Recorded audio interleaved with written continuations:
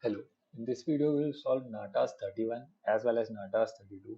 We will solve both of the Natas CTF together because they are mostly similar and there is only differences in some commands extra that we have to put in Natas 32. So when we open the website of Natas 31, we can see that there is a CSV to HTML which takes a CSV file, shows it nicely rendered and sortable table form. So we can see that it mostly takes a CSV file and shows it in a tabular form. So when we open the source code, in the source code we can see that the Perl has been used and the CGI environment has been used. So when we see the code, we can see that the CGI environment has been used extensively along with the upload and the parameter function. If you learn more about Perl, you will find out that the CGI environment has been depreciated, as there has been a lot of studies that have been done that prove that the Perl CGI environment is very exploitable. There is a study known as the Perl Jam 2, which shows the exact vulnerability that we are going to exploit in this CTF. So you can study more about the Perl Jam 2. It has been written very clearly in Perl Jam 2 that the CGI upload file function does not return true only for the fact if the file variable contains a file. It returns true if any of the variable, if any of the values or arguments in the file variable, it might be a list. If any of the argument in it is a file, it will return true. So the CGI upload function has this vulnerability. The CGI param function takes the first argument and inputs it into the AND file. It does not check if its argument is a file or not, or if it's a parameter or not. It just takes the first input and inputs it into the parameter file. And then there is the while function along with these two pointy brackets. These two pointy brackets never iterate on a string unless the string is argv. Then it iterates on the arguments that are passed along with the web page or the request. So we can very clearly exploit this vulnerability.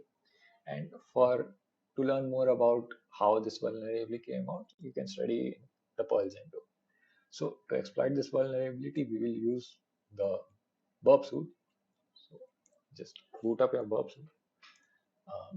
Input any random file. The file may even be empty. Turn the interceptor on. Upload the file.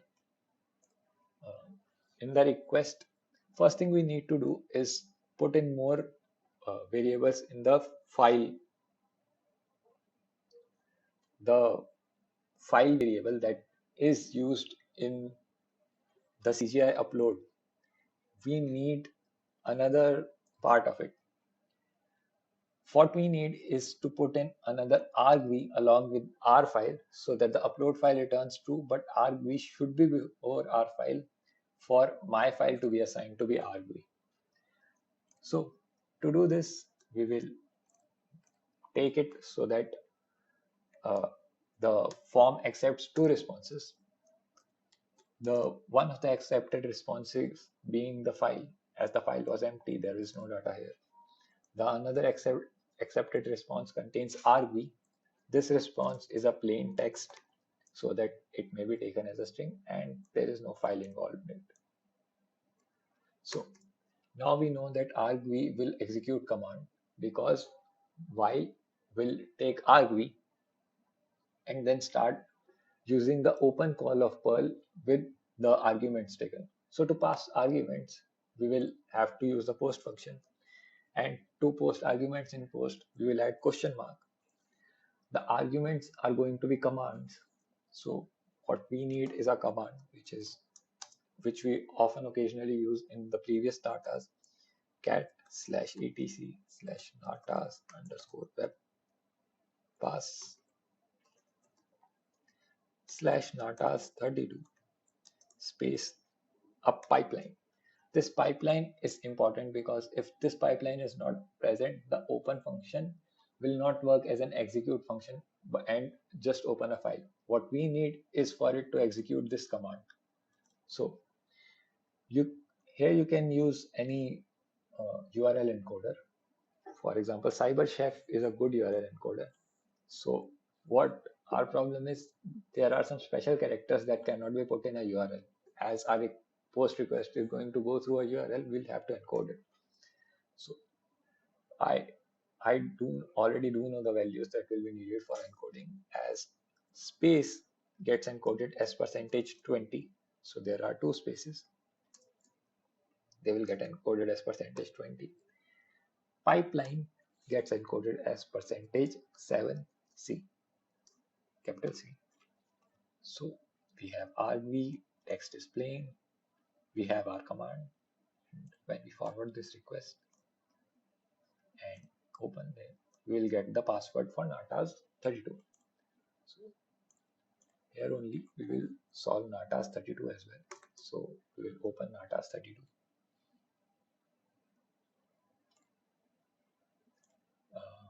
We'll turn the interceptor off. In Natas 32, you can see that everything is pretty much the same. This time we need to execute a binary file in the web root. So if we view the source code, you can see that there's a shouts to Nathaniel Rubin. He is one of the people who found this exploitation in Perl. The code is pretty much the same. So we have to do a pretty similar thing. But here, as we might have to execute multiple commands, one to find out the file, one to execute it, we can use repeater of the verb suite. So to use repeater, we will again upload any file. Then we will go to the verb suite, send this to repeater, open repeater, and make the necessary changes. The necessary changes being, again, increasing a field in the file variable, putting in argv string in it, reading it as a plain text, removing file name. Then, since first we need to find out about the files that are present in the directory, we will use ls space dot space pipeline. So again, we will need to URL encode it. To URL encode it, space will be %20, and pipeline will be %7C.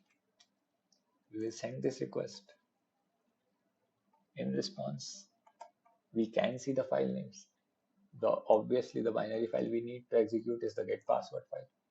So to execute a file in any Linux distro, we will use /get password / the file name get password space pipeline again, so that execute function is used in Perl instead of open function. And again, space will be %20, pipeline will be %7C. We will send this request, and as you can see, we have got the password for Natas 33.